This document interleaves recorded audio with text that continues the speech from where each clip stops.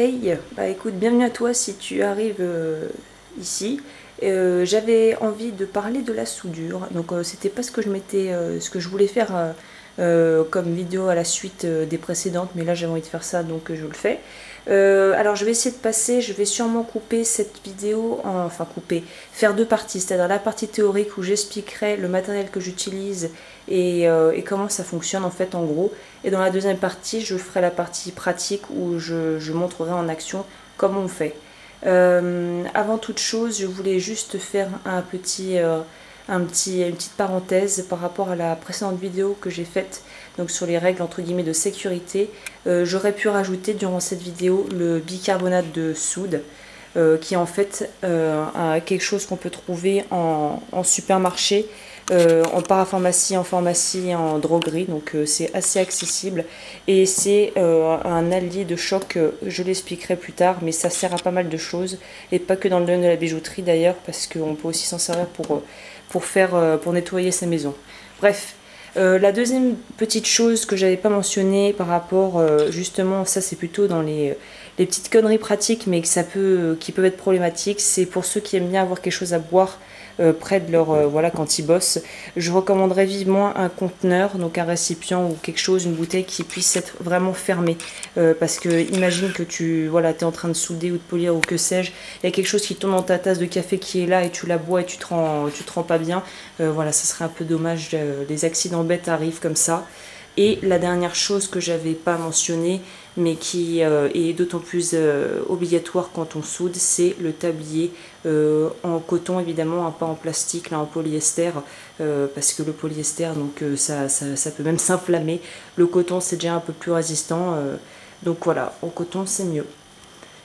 Pour revenons-en à nos moutons. Alors, pour ce qui est du matériel, essayez de faire un zoom sans... Voilà. Oui, parce que là, tout à l'heure, j'ai appuyé, ça s'est arrêté en plein en route. Bref, on s'en fout. Donc là, j'ai déjà parlé précédemment dans la vidéo qui concernait donc le matos, Bon, j'arrive de pas faire un zoom, ça me perturbe. Ça va être terrible parce qu'il faut que je trouve un système, tu comprends. Bref, le chalumeau, revenons-en. Reconcentrons-nous, plutôt moi. Donc là, c'est un chalumeau Orca de la marque Orca. ORCA, ça vient du Brésil, et en fait l'avantage c'est ce que j'ai pu essayer et que c'est ce que j'ai décidé de prendre en fait, pour la simple et bonne raison que c'est beaucoup plus pratique que le chalumeau traditionnel qu'on utilise en bijouterie et joaillerie dans les ateliers français, parce que en fait il y a juste à le raccorder avec un tuyau à une bonbonne de gaz. Donc là, comme tu vois, une bonbonne Campigaz qu'on peut se procurer à peu près partout, il y a différents modèles. Donc tout ce que tu as à faire, c'est brancher le tube donc à l'entrée de gaz et t'ouvres, tu visses et tu dévisses quand tu as besoin de t'en servir, et quand tu t'en sers plus, tu revisses et c'est bon, c'est nickel. Donc moi, je l'ai recouverte pour la protéger, mais c'est facultatif, comme je le disais, de la poussière et de la lumière. Et donc ça, j'ai trouvé que c'était une très bonne alternative parce qu'en fait, sur les autres chalumeaux, donc que ce soit ceux traditionnellement français et même ceux qu'ils utilisent aux États-Unis, en fait, le français, l'arrivée d'oxygène, d'air en gros, ça se passe avec un pédalier qui est branché, donc on a toujours besoin de gaz, mais en fait il y a un pédalier qui est raccordé et que tu dois vraiment, où tu dois appuyer dessus avec ton pied, donc tu as l'impression de faire un peu comme si tu faisais un mini vélo, un mini marathon, tu vois, faut que tu appuies avec ton pied pour que l'air arrive. Et en fait, l'air et donc le gaz combiné permettent de donner la puissance de la flamme et de déterminer la puissance de la flamme. Donc en gros, plus tu pédales, plus tu auras de l'air, donc plus tu auras une flamme puissante pour pouvoir souder facilement. Donc c'est juste un peu une galère. Enfin, je dis ça, il y en a qui font comme ça leur convient, mais moi, c'était déjà beaucoup trop onéreux pour moi, le système. Et en plus de ça, je trouvais pas ça super pratique. Et les Américains, par contre, eux, ce qu'ils ont, c'est bonbonne d'oxygène, bonbonne de gaz, le tout raccordé. Et ils ont juste appuyé sur un bouton. Donc ça se rapprocherait un peu plus de ça. Et là, la particularité, c'est que c'est grâce à... donc au bout on dévisse pour faire arriver l'air et le faire sortir, pardon, pas l'air, le gaz, et en fait là ça va être dur de faire un zoom potable, mais il y a une molette qui se visse et qui se dévisse, et c'est grâce à ça que l'air est géré et que la puissance de la bête est gérée en fait grâce à la petite molette qui est devant. Donc ça c'est très pratique, c'est pas très onéreux et c'est trouvable dans des magasins ou dans des magasins en ligne d'outillage de bijouterie, encore une fois. Donc pour le chalumeau, voilà un petit peu ce que je recommande. Sinon, pour ceux qui ont vraiment envie juste d'essayer ou pas du tout les moyens et qui veulent pas se lancer dans des travaux énormes au début, les chalumeaux qu'on peut trouver aussi, bon peut-être pas celui pour faire voilà qu'on trouve dans les grandes surfaces pour faire la crème brûlée, là le flambé de la crème brûlée, mais il y a un truc des chalumeaux un peu plus costauds mais qui restent en petit format. Ça peut être l'idéal aussi si on veut commencer à moindre frais sans trop partir dans des investissements et dans des grosses voilà installations comme ça. Mais de toute façon à un moment donné si tu veux progresser là-dedans il te faudra un vrai chalumeau entre guillemets. Après, alors le temps défile. Je vais commencer par peut-être l'installation pour justement la soudure. Donc moi j'ai essayé pas mal de choses, sachant qu'il va falloir de toute façon, généralement le truc de base, c'est une plaque en dessous isothermante ou je sais pas comment on dit, mais voilà qui résiste aux hautes températures et qui ressemble à ça. Moi pour ma part j'ai pris quelque chose d'assez grand pour pouvoir travailler tranquillement. Les briques de charbon c'est un peu la base aussi, c'est ce que tout le monde utilise et c'est ce qu'il y a de plus pratique parce que la chaleur est bien diffusée tout en étant protégée, c'est-à-dire que c'est bien centré où il faut selon où on met la flamme et c'est une très bonne base pour pouvoir travailler. Après il y a des spécificités comme par exemple le nid d'abeille, ça s'appelle le nid d'abeille. Et alors ça c'est bien parce qu'en fait on peut, la chaleur est encore mieux, se diffuse encore mieux grâce aux trous qu'il y a dedans, que évidemment on voit pas très bien là à l'image, mais en fait il y a des petits trous dedans, des alvéoles donc, et ça c'est hyper pratique pour pouvoir faire travailler. Mais comme je l'expliquerai sûrement plus tard, ça fonctionne pas pour tous les types de travaux en fait. Après, autre base qu'il faut avoir, ça s'appelle du borax. Ça arrive sous plusieurs formes. Donc je vais pas m'étendre sur l'autre forme qui est en fait un espèce de pain qu'il faut frotter pour avoir des résidus qu'on mélange à de l'eau. C'est un peu la technique old school on va dire. Et l'autre option, ça s'appelle du collabore et ça arrive sous forme liquide et transparente comme ça. Donc on dirait vraiment de l'eau mais ça n'en est pas. Évidemment c'est toxique, faut pas s'en mettre dans les yeux ni en ingurgiter évidemment. Et pour pouvoir se poser, donc moi j'ai mis dans un récipient comme ça, et pour pouvoir l'utiliser il faut un pinceau, et un pinceau qui ne doit pas être en poils synthétiques, il faut que ça soit des vrais poils, parce que sinon voilà, imagine-toi un métal en fusion enfin au super chaud avec des poils synthétiques en plastoc, c'est un massacre. Donc voilà, il faudra un petit pinceau, pas forcément un truc qui fera cher, mais pas poils synthétiques. Un récipient où on peut mettre, voilà, où tu mettras de l'eau.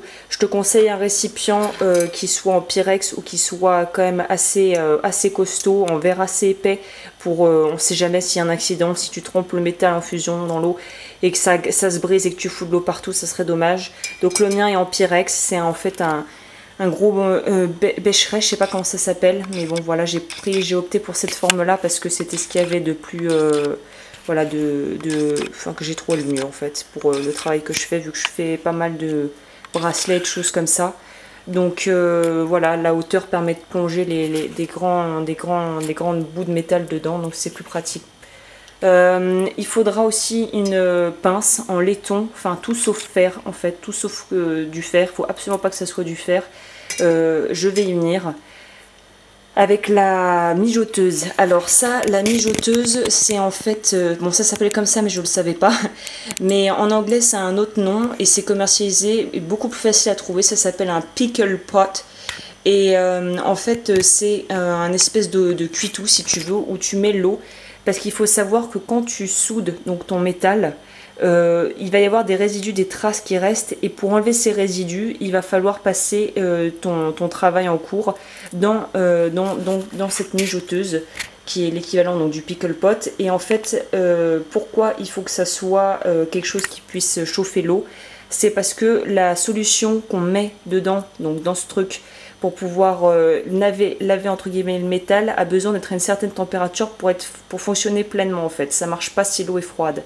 Donc je peux que conseiller, moi j'ai trouvé cette mijoteuse en ligne d'occasion et franchement c'est l'idéal. Déjà parce que ça contient pas mal et que ça chauffe l'eau à la température idéale pour pouvoir nettoyer le métal nickel chrome. Donc je mentionnerai, parce que là je l'ai évidemment pas sous la main, mais là je mettrai peut-être dans la barre de description tout simplement les éléments que j'aurais mentionné là, je vais les lister, ça sera plus simple, avec notamment la fameuse solution à mettre dans l'eau chaude tiède, voilà, enfin chaude, pas bouillante non plus, hein, mais qui est naturelle, que j'ai trouvée et qui marche très très bien. Puisqu'on en est à ça et que je parle justement de la pince que j'utilise là pour tremper les métaux chauds, pour les refroidir et ensuite les mettre dans leur bain, les plonger dans leur bain, il faut absolument que ça soit tout sauf un métal ferreux en fait, parce que le fer en contact de cette solution va faire l'effet inverse de ce que tu veux, c'est-à-dire que toi tu veux nettoyer les traces de flammes et les résidus plutôt noirs du coup et grisâtres, et si tu plonges le bout de métal avec quelque chose en contact avec du fer à l'intérieur, ça va faire l'effet inverse, c'est-à-dire que ça va vraiment fixer le noir et les dépôts. Donc en gros ça fait exactement l'opposé de ce que tu voudrais que ça fasse. Au lieu de nettoyer, ça te le fixe. Donc vraiment ça c'est un détail à prendre en compte tout de suite. Puisqu'on en vient à ça, le fer qu'il ne faut donc surtout pas mettre là-dedans, les bobines de fer comme ça, bon la mienne a un peu rouillé, mais c'est hyper pratique pour la soudure, j'y viendrai plus tard, mais pour fixer des choses, pour pouvoir souder plus tranquillement, le fil de fer c'est super. Ensuite, dans les outils encore une fois qu'on peut trouver facilement et qui sont un peu les indispensables, c'est ça. Donc une pince en acier toute simple, des pinces comme ça pour tenir le métal, donc soit ça s'appelle des bruxelles, donc voilà, soit des incurvées, soit des plates. J'ai essayé de te mettre là, celle-là n'a pas beaucoup servi en comparaison à celle-ci qui a beaucoup servi.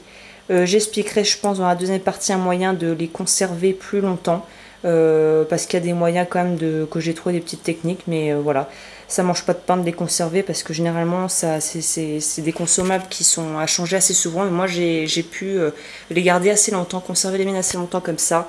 Bon, le briquet, j'ai envie de te dire un peu la base aussi, et ça c'est un espèce de pied, voilà, qui permet où tu peux visser en fait la pince dessus. Tu changes quand elle est vraiment trop usée, et c'est hyper pratique. L'idéal serait d'en avoir deux. Mais moi avec une je m'en sors, mais voilà, c'est un peu des outils à avoir sous la main. Ensuite, si je devais passer donc encore une fois à des choses qui sont primordiales si on veut souder, c'est justement la soudure. Ça s'appelle des paillons en fait, quand on les coupe en petits morceaux. Et je te montre les deux que j'ai pu essayer, c'est-à-dire les paillons sous forme de petites plaquettes comme ça. Ça ressemble à de l'argent, mais ça n'en est pas. Voilà, des plaquettes qui permettent de faire les soudures justement. Ça arrive sous cette forme. Bon, faut pas trop le tripoter avec les doigts généralement, parce que je sais pas pourquoi, mais c'est une habitude que j'ai prise, qu'on m'avait dite et que je garde. Et puis donc voilà, ça arrive sous cette forme. Après c'est à toi avec une pince coupante de faire des tout petits morceaux, des espèces de petites paillettes, et voilà, de faire des trucs aux dimensions, aux tailles que tu veux. Là c'est dur de faire un zoom encore une fois, voilà, peut-être là c'est déjà un peu plus peut-être parlant, mais voilà, ça ressemble à ça. Où il y a la forme qui arrive en fil en fait. Bon là j'ai pris du fil d'argent tout fin qui ressemble beaucoup pour te montrer à quoi ça ressemble, mais ça n'est pas ça. Mais c'est exactement le même principe, sauf que c'est beaucoup plus pratique à découper déjà d'une part. C'est pour ça que moi si je devais choisir entre les deux, je commencerais avec du fil rond, de la soudure ronde, parce que c'est clairement plus simple à utiliser, et pour la plupart des travaux à faire avec des soudures.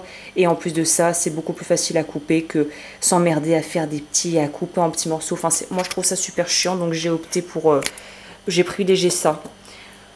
Pour le rangement, j'en avais parlé aussi avant, mais donc du coup, les tours de rangement, donc boîte tours de rangement en plastique vissable, c'est super pratique parce qu'on peut mettre justement les trois sortes entre guillemets de soudure. Donc là, j'étais pas en train de détail, mais là c'est le moment. Donc en gros, il y a plusieurs, il y en a encore plus. Il y a du extra easy, easy, medium, hard, extra hard, je crois, ou un truc comme ça. Et en fait, bon, moi désolé encore une fois pour les anglicismes, mais j'ai pris l'habitude d'utiliser les versions anglaises. Mais en gros, ce qu'il faudra que tu saches, c'est que en soudure, selon les travaux, il va falloir utiliser différents, entre guillemets, force, c'est pas le bon mot, mais résistance, voilà, résistance à la chaleur, sachant que ils ont des points de fusion tous les trois différents. Je te déconseille fortement de prendre en dessous de easy, donc ça serait facile, je sais pas comment dire en français, médium et dur. Et je te déconseille de prendre quoi que ce soit en dessous de easy, parce que sinon ça fait des soudures qui sont pas assez durables et ça fait des bijoux qui seront trop fragiles et qui pèteront, qui auront plus de chances de péter avec le temps. Donc apprendre easy, medium, hard, ça c'est la base. Et en fait, selon les points de fusion justement et le travail que tu auras à faire, le easy donc fusionne et se fond à une température beaucoup plus basse que le medium et ainsi de suite. Donc en gros, généralement quand tu commences un projet, il faut commencer avec du dur, du hard, et ensuite tu descends petit à petit. Plus tu mets des finitions, plus tu prends de la soudure légère en fait. Je sais pas si c'est très clair, mais j'expliquerai plus en détail quand j'en serai à la pratique pour que tu vois dans les faits ce que je veux dire par là. Et je crois que du coup j'ai fait le tour là. Ah si, peut-être je finirai peut-être sur ça. Donc du coup le bicarbonate de soude dont je vantais les mérites. Pourquoi on a besoin du bicarbonate de soude? Parce qu'en fait, quand même, vu que moi je te mettrai dans la barre d'infos une substance, ça arrive sous forme de poudre en fait. Ça ressemble un peu à du sucre, à mettre là-dedans, à mélanger avec l'eau tiède pour pouvoir nettoyer le métal. Ça s'appelle le dérochage en fait, quand tu mets le métal j'allais dire cette lotion, mais bon, cette mixture si tu veux. Ça s'appelle dérocher le métal. Et vu que c'est quand même des trucs qui sont pas forcément ultra clean, enfin moi j'en ai un qui est 100% écolo entre guillemets, mais tous ne le sont pas. Et le collabore l'est définitivement pas. C'est pas quelque chose qui est très bon pour la santé.